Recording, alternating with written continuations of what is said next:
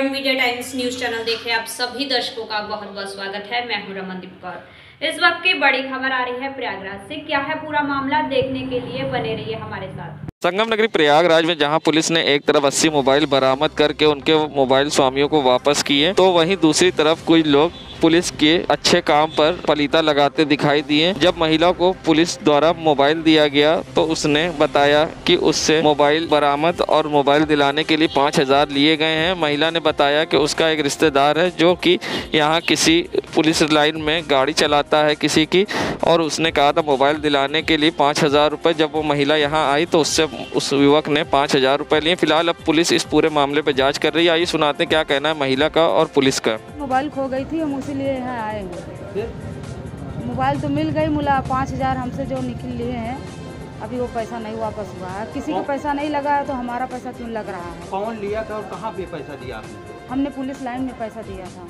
कौन है वो? रिश्तेदार हैं। कैसे आपसे संपर्क हुआ, क्या कहा उन्होंने? अरे रिश्तेदार थे, बोले थे कि हम उसको दे दो का कहा थी, तुम्हारा मोबाइल 5,000 दे दो, मोबाइल मिल जाएगा। निखिल गौड़ 5,000।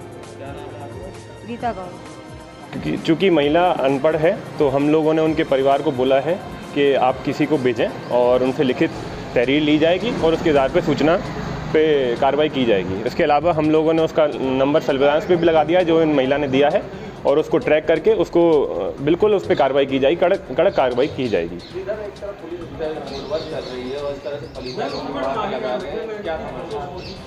ये बहुत ही शर्मनाक बात है हमारे लिए कि हम लोग इतना 80 मोबाइल रिकवर किए और सबको दे रहे हैं, और उसी बीच में किसी ने इस तरह का काम किया है, शर्मनाक काम किया है। हम लोग इस पर कड़ित कार्रवाई करेंगे। पैसा ऐसे तो लिया नहीं होगा, कुछ लीकेज हुआ होगा। इस चीज़ की कार्रवाई में जांच की जाएगी कि किस तरह से उसको इन्फॉर्मेशन मिली। किसी और भी इसमें अगर अपराध में मिलते हैं तो उनके खिलाफ भी कार्रवाई की जाएगी। सर्वाइकल स्पॉन्डिलाइटिस से ग्रसित लोगों को अक्सर परेशानी का सामना करना पड़ता है। इसमें किस तरह से अपना बचाव कर सकते हैं और किस तरह से इसका इलाज करा सकते हैं, और साथ ही किन चीज़ों से बचाव करने पे इससे जा सकता है, क्या कुछ कहना है इस पूरे मामले पर एक्सपर्ट डॉक्टर A.K. मिश्रा का। आइए सुनाते हैं आपको। वो आज की तारीख में देखें तो बहुत लोग उससे ग्रसित होते हैं। उसका नाम है सर्वाइकल स्पॉन्डिलाइसिस।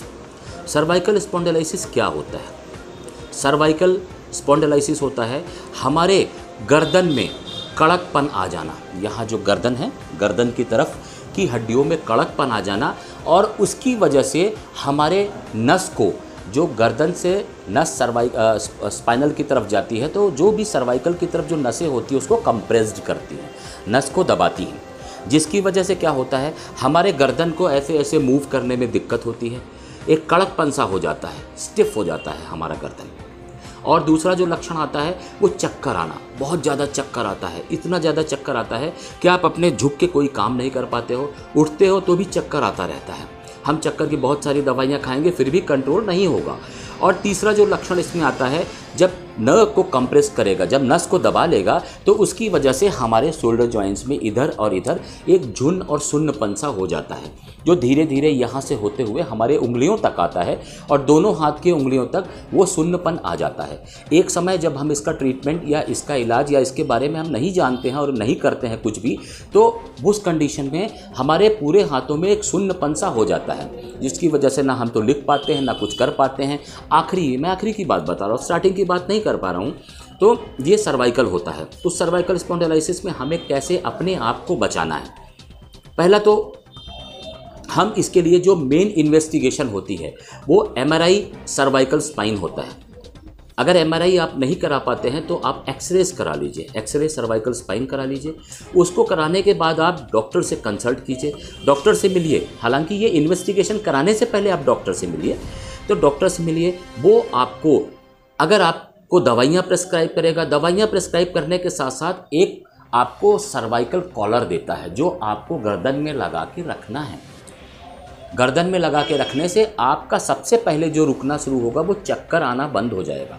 नहीं तो चक्कर इतना ज़्यादा आ जाएगा कि ना तो आप कुछ काम कर पाओगे, ना कुछ भी ऐसी चीज़ें कर पाओगे जिसकी वजह से आप एक स्टेबल भी नहीं बैठ पाओगे। तो सर्वाइकल कॉलर लगाने के बाद आपको थोड़ा सा रिलीफ मिलेगा। साथ में इस पर डॉक्टर्स पेन किलर कुछ देते हैं हल्का सा, वो आपके जानने की चीज़ नहीं है, वो तो आपको डॉक्टर देगा।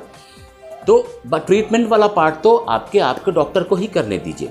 बट इसमें हम अपने आप को बचा कैसे सकते हैं? सबसे पहली चीज़ क्या करना है, जो हम सर के नीचे मोटी तकिया लगाते हैं, तकिया को लगाना बंद करना है, मोटे गद्दे पे सोना बंद करना है। अगर फिर भी तकिया लगाने की आदत है तो उस कंडीशन में हम क्या करेंगे, उस कंडीशन में हम एक पतला सा टॉवेल या पतला सा चद्दर अपने गर्दन पे लगाएंगे। अपने गर्दन को बहुत ज़्यादा ऐसे ऐसे मूवमेंट नहीं करना है, गर्दन को बहुत मूवमेंट नहीं करना है, बहुत घुमाना नहीं है। अगर हम लंबे समय तक कुछ भी झुक के काम कर रहे हों, जैसे महिलाओं की बात करें तो सब्जी काट रही हैं, स्वेटर बुन रही हैं, या कुछ भी ऐसा काम कर रही हैं जिसकी वजह से उनके गर्दन पे प्रेशर पड़ रहा हो, तो वो सब चीज़ें हमको नहीं करना है। अगर फिर भी हम नहीं कर पाते हैं, हमको लगता है कि हम नहीं करेंगे तो हमारा काम नहीं हो पाएगा, तो उस कंडीशन में सर्वाइकल कॉलर लगाना है। कॉलर लगाने के बाद, कॉलर लगाने का एक फ़ायदा ये है कि जब हम उस कॉलर को अपने गर्दन पे लगा लेते हैं तो वो हमारे गर्दन को एकदम पूरा टाइट सा रखता है, ना हम ऐसे कर पाते हैं ना ऐसे कर पाते हैं। पहले उस कंडीशन में क्या, अगर जैसे कोई आपका नाम बुलाता है कि आपका नाम क्या है, तो आप अपने गर्दन को इमीडिएट घुमा लेते हो। बट जब कॉलर होगा तो हम क्या करेंगे, धीरे धीरे अपने गर्दन की मूवमेंट को ऐसे करेंगे, जिसकी वजह से हमारे गर्दन में जो भी दिक्कतें आनी शुरू हुई हैं, जो भी नस को दबना शुरू हुआ है, वो दबना कम हो जाएगा और हमारी हड्डियां जो गलनी स्टार्ट हो जाती हैं वो गलनी कम हो जाएंगी। उस कंडीशन में कैल्शियम भी खाना है, उस कंडीशन में विटामिन डी भी लेना है। तो इस तरीके से प्रिकॉशन हम रखेंगे तो हमको कोई भी बीमारियां, कुछ भी बीमारियों का एक एक्यूट फेस में जाने से हम बच जाएंगे। तो ये सारी जानकारी एक सर्वाइकल के बारे में थी। फिर से हम आपसे वही कहना चाहेंगे, इस वीडियो में जो भी आपने देखा, इस बीमारी से जो भी आपको समझ में आया, अगर आपको लगता है इसमें कुछ और डालना है तो आप व्यू बॉक्स में जाके कमेंट कर सकते हैं। और जितना हो सके, जो भी जिस टॉपिक पे भी आपको हमसे जानने की ज़रूरत है, आपको हमें सुनना है, तो आप उस टॉपिक के बारे में व्यू बॉक्स में बोलें। आज के लिए नमस्कार। संगम नगरी प्रयागराज के चौक क्षेत्र के घंटाघर पुलिस बूथ के पास का नज़ारा है, जहां आप देख सकते हैं किस तरह से पुलिस बूथ के सामने ई रिक्शा चालकों ने सड़क पर अतिक्रमण कर लिया है और जिसके कारण यहां पर रोज जाम की स्थिति पैदा होती है। सामने पुलिस बूथ है, फिर भी पुलिस मूक दर्शक बनी रहती है। और दूसरी तरफ आप देख सकते हैं किस तरह से यहां पर ई रिक्शा खड़े होने के कारण गाड़ियां मोड़ने में परेशानी होती है चौराहे पर और जाम लगता है। और ई रिक्शा के कारण अक्सर यहाँ रोज जाम की झाम से लोग होते परेशान, जिम्मेदार बने अनजान। संगम नगरी प्रयागराज में मतगणना के लिए खाली कराई गई मुंडेरा मंडी के आड़तियों और सब्जी व्यापारियों की दुकानें अभी तक ठेकेदारों ने कब्जा कर रखी हैं। इसकी वजह से सब्जी व्यापारियों को, विक्रेताओं को काफ़ी भारी नुकसान का सामना करना पड़ रहा है। मंडी में पट्टे की और दुकानों में जगह न होने के कारण मंडी के अंदर, मंडी के बाहर भीषण जाम लग रहा है, जिससे लोगों को आने जाने में दिक्कत हो रही है। हालत ये यहाँ तक है कि पहुँच गई है, सब्ज़ी रखने और बेचने के लिए जगह न मिलने की वजह से कई सब्ज़ी उगाने वाले किसान अपनी सब्जियां सड़क पर ही फेंक कर बिने बेचे चले जा रहे हैं। सब्जी व्यापार मंडल के अध्यक्ष सतीश कुशवाहा ने इसे लेकर जिलाधिकारी प्रयाग से अपील की है कि जल्द से जल्द निर्देश दिए जाएं, जिससे व्यापारी की दुकान खुले और सामान बिक सके।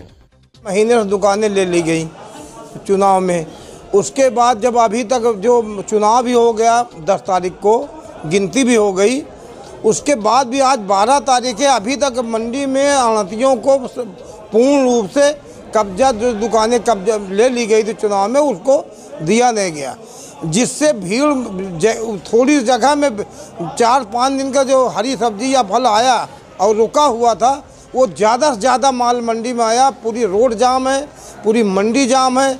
जो लोग माल ले लेते हैं उनका माल बाहर निकल नहीं पाता, जो किसान माल ले आता है वो बिक नहीं पाता। किसान 4 दिन का त्यौहार है, बिल्कुल नज़दीक में होली का त्यौहार आ गया है। किसान को 2 पैसे कमाई की चिंता होती है कि चलो हमारा परिवार बढ़िया होली मनाएगा। आज के डेट में ठेकेदार के नाम पे हम लोगों को अभी भी कब्जा नहीं दिया गया। ठेकेदार अगर 5 दिन अपना सामान ना हटाए तो क्या हम लोगों को 5 दिन मंडी में यही हालत भोगनी पड़ेगी? किसान अपना नुकसान उठाएगा। मैं जिलाधिकारी महोदय से निवेदन करता हूँ, हाथ जोड़ कर निवेदन करता हूँ, अपने व्यापार मंडल की तरफ से निवेदन करता हूँ कि महोदय इस पे तुरंत कार्रवाई करके यहाँ पे हम लोगों को संपूर्ण मंडी खुलवा दी जाए। हम लोगों का व्यापार बहुत बड़ा नुकसान है, लाखों रुपए का कारोबार चौपट हो गया आड़तियों का, और उसके साथ साथ किसानों का माल सब फेंका जा रहा है आलू जो किसानों के यहाँ जमे हुए हैं उनको त्योहारों पे 2 पैसे मिलते, वो माल आया है, जो आ गया वो बिक नहीं रहा है, इसलिए कि रोड जाम है, गेट जाम हुआ है, इसलिए उसका माल लेने वाला कोई है ही नहीं। जो ले लेता वो व्यापारी माल ले नहीं जा पाता, इसलिए यहाँ व्यापारी भी नहीं आ रहा है। सतीश कुशवाहा, अध्यक्ष फल सब्जी व्यापार मंडल। सब्जी लेके आए साथ, ये देखिए गोभी पड़ी है, सब्जी मूली पड़ी, सब पड़ी है। जाम इतना लग जाता है, 1 बजे रात से जाम लगता है, कोई बिक्री नहीं होता, सारा सौदा फेंका जाता है यहाँ।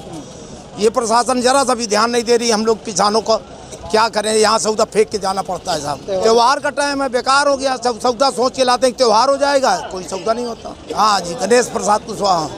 अरे इतनी जाम लगा हुआ है, घर का सामान लेने आए थे, 2 घंटे से फंसे हुए हैं। अब धीरे धीरे जाम निकल रहा है, तो निकल रहे हैं धीरे धीरे। हमारा नाम सौरभ कुमार। 4 बजे सुबह से अभी जाम में फंसे हैं, 10 बज गया, एक समय का टाइम दुकानदारी ख़त्म हो गई, अभी कोई समय नहीं कि कै बजे निकलें। संजय 4 बजे से आए सब्जी खरीदने, ऐसे जाम में फंसे जा नहीं पाते, 10 बज गए। एक समय की दुकानदारी खराब हो गई, बाहर का समय है। संगम नगरी प्रयागराज, जहां सरकार बड़े बड़े विकास के वादे करती है और योजनाओं की बात करती है, मगर ये नज़ारा है प्रयागराज के स्मार्ट सिटी का, जहां आप देख सकते हैं स्मार्ट सिटी प्रयागराज में आज भी बचपन कूड़ों की गंदगी में दम तोड़ रहा है। और यहाँ छोटे छोटे बच्चे जो स्कूल जाने की जिनकी उम्र है वो यहाँ कूड़े बिन रहे हैं। और आप ये नज़ारा देख सकते हैं स्मार्ट सिटी के चौक क्षेत्र का है, जहाँ कूड़े की ढेर में बच्चा बैठकर कूड़ा बिनता नज़र आया। पढ़ाई की उम्र में कूड़ा बिन रहा बच्चा। संगम नगरी प्रयागराज में आज पुलिस लाइन में पुलिस ने बड़ा खुलासा किया है, जहां पुलिस ने खोए और चोरी हुए 80 मोबाइल बरामद किए हैं, जिनकी अनुमानित कीमत करीब 15 लाख है। और उनको खोए हुए मोबाइल के स्वामियों को उनको पुलिस ने सुपुर्द किया है। क्या कुछ कहना है एसपी क्राइम सतीश चंद का, आइए सुनाते हैं आपको। कि पिछले कई महीने से हमारे पास एप्लीकेशंस आ रही थी, कुछ थानों के माध्यम से, कुछ सीनियर ऑफिसर्स के माध्यम से, कुछ हमारे क्राइम ब्रांच में सीधे लोग आए, कुछ लोग सर्विलांस में सीधे पहुंच गए। तो हम लोगों ने उन पे काम किया, हमारी सर्विलांस टीम प्रयागराज ने उस पे काम किया पिछले कई महीने से काफ़ी। उसी क्रम में हम लोगों ने 80 फ़ोन ऐसे बरामद किए हैं, स्मार्टफोन, जो किसी न किसी कहीं न कहीं गुम हो गए थे लोगों के, और इनकी कीमत लगभग 15 लाख के आसपास है। आज हम लोगों ने इन सभी लोगों को जिनके मोबाइल गुम हुए थे उनको बुलाया हुआ है, और इनको सबको ये फ़ोन हम लोग अभी हाथों हाथ दे रहे हैं। सभी लोग खुश हैं।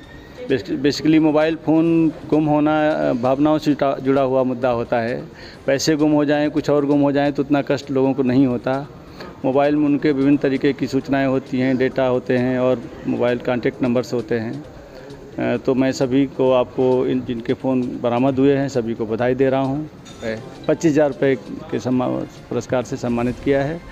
और हमारी टीम लगातार, सर्विलांस टीम प्रयागराज लगातार इस दिशा में काम कर रही है, और हम निकट भविष्य में कोशिश करेंगे कि और भी काफ़ी लोगों के जो मोबाइल फ़ोन गुम हुए हैं उनको हम लोग रिकवर करेंगे।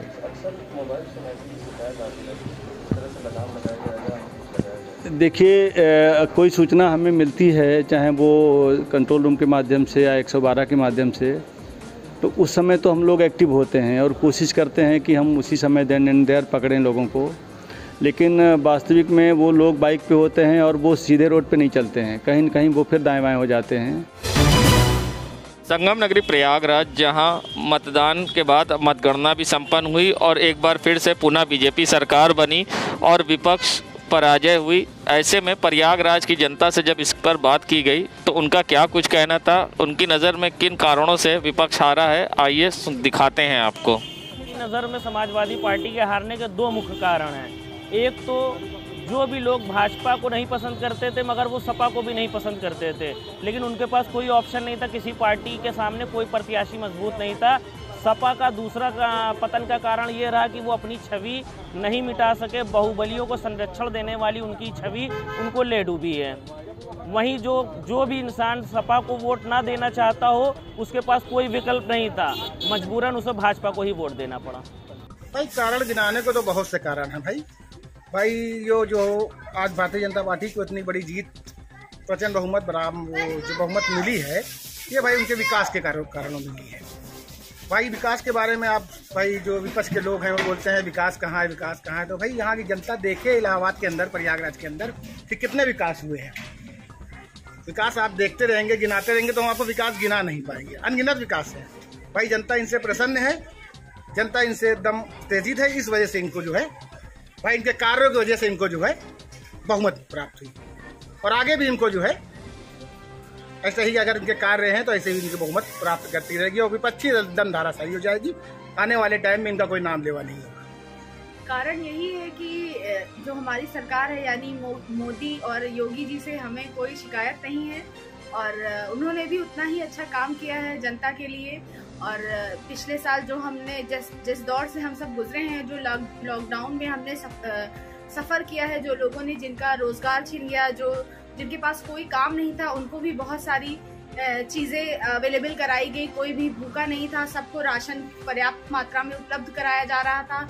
उन जगहों पर भी जहां पर, और हमने हर जगह देखा है, बाढ़ में भी रहने वाले जो बाढ़ से पीड़ित क्षेत्र थे वहां पर भी पर्याप्त सहायता पहुंचाई गई है। पूरी कोशिश की गई है। इसीलिए मुस्लिम बाहुल्य क्षेत्रों में भी बहुत ज़्यादा मतलब तादाद में लोगों ने मोदी जी को और योगी जी को विजयी बनाया है और उनसे हमें कोई शिकायत नहीं है। और यही उम्मीद है कि आने वाले समय में भी वो हमें समझेंगे। और महंगाई का जो स्तर है, ये हाँ थोड़ा सा इस बात में हम उनको इस चिंतित होने का ये विषय है। जिस तरह से महंगाई बढ़ रही है, इसमें हमको कमी चाहिए और महंगाई अगर काफी हद तक वो कम होगी तो हमारे लिए ये आने वाले दिनों में भी हम उन्हीं को विजयी बनाएंगे। और हमारी सरकार के से हमें कोई भी पर्सनल ग्रज नहीं है। जो विपक्षी अपना सही से काम नहीं कर पाए, अपने मुद्दों को जमीन तक पहुंचा नहीं पाए। और उसके अलावा समाजवादी पार्टी के जो लोगों ने टिकट बंटवारे में भी गड़बड़ी की है, बंटवारा भी ठीक नहीं हुआ। प्रत्याशी का जो है पैराशूट प्रत्याशी लॉन्च किया गया। उसके अलावा जमीनी कार्यकर्ता को अगर समाजवादी पार्टी लड़ाती, और जहाँ तो ईवीएम को घोटाला हो रहा है, हम लोग तो पब्लिक है, हम लोग चाहेंगे कि जो है चुनाव अगर हो तो ईवीएम हटा करके बैलेट पेपर से हो, तभी निष्पक्ष चुनाव हो पाएगा। क्या नाम है आपका? मोहम्मद रोशन अंसारी।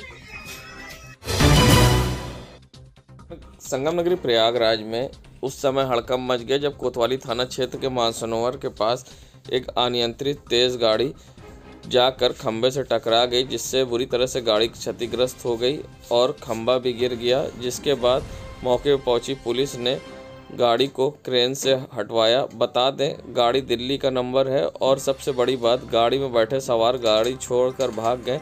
इसमें किसी तरह की किसी की जान माल की हानि नहीं हुई है।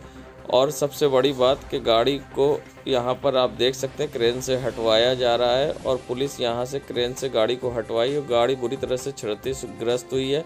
फॉर्च्यूनर गाड़ी को छोड़कर वाहन सवार लोग फरार हो गए। फिलहाल गाड़ी को क्रेन के द्वारा हटाया गया है और कोतवाली ले जाया गया है और पुलिस ने गाड़ी को हिरासत में ले लिया है। संगम नगरी प्रयागराज में मंत्री नंदी ने एक ट्वीट किया है जिसमें उन्होंने लिखा है, जो हाल कांग्रेस का हुआ वही हाल सपा का होगा। और उन्होंने अपने ट्वीट में एक वीडियो भी जारी किया है जिसमें उन्होंने कांग्रेस को खत्म बताया है। क्या कुछ कहा है मंत्री नंदी ने ट्वीट के माध्यम से, आइए दिखाते हैं। हो रहा विकास है, बढ़ रहा विश्वास है, सोच ईमानदार, काम दमदार, नंदी नाम विश्वास का। नगरी प्रयागराज ये नज़ारा है स्मार्ट सिटी के मेडिकल चौराहे का, जहां आप देख सकते हैं किस तरह से आवारा पशु सड़कों पर टहल रहे हैं और नगर निगम की लापरवाही से लाखों रुपए की बर्बादी भी हो रही है। आप देख सकते हैं यहाँ पर डिवाइडर में लगे पौधों को किस तरह से नुकसान पहुंचा रहे हैं आवारा पशु, मगर जिम्मेदारों को परवाह नहीं है। जहाँ हरियाली के लिए डिवाइडरों में लाखों रुपए से सरकार के द्वारा पौधे लगाए गए थे, जिनको अब सड़क पर घूम रहे आवारा पशु खाकर खराब कर रहे हैं। नगर निगम की लापरवाही से होती बर्बादी, नगर निगम बना अनजान। संगम नगरी प्रयागराज ये नज़ारा है बाई के बाग की सड़कों का, जहां डग्गा मार वाहनों से सड़क पर अतिक्रमण किया गया है और साथ ही परिवहन विभाग को लाखों रुपए का चूना लगाया जा रहा है, चाहे वो रामबाग की सड़कें हों या बाई की बाग की सड़कें, जहां पर डग्गा मार वाहन खड़ी रहती हैं और इस पर किसी तरह की कोई कार्रवाई नहीं होती है और जिससे लाखों रुपए का चूना परिवहन विभाग को लग रहा है। सरकारी विभाग को लगा रहे चूना डग्गा मार वाहन, जिम्मेदार बने अनजान। कैंट थाना प्रभारी ने कई क्षेत्रों में चलाया चेकिंग अभियान, किया पैदल गश्त। बता दें, प्रयागराज एसएसपी अजय कुमार के निर्देश पर आगामी होली के त्यौहार व शब बारात के त्यौहार को सकुशल संपन्न कराने को लेकर राजापुर हनुमान मंदिर, चौराहा, गंगानगर, ओम नगर में पैदल गश्त किया।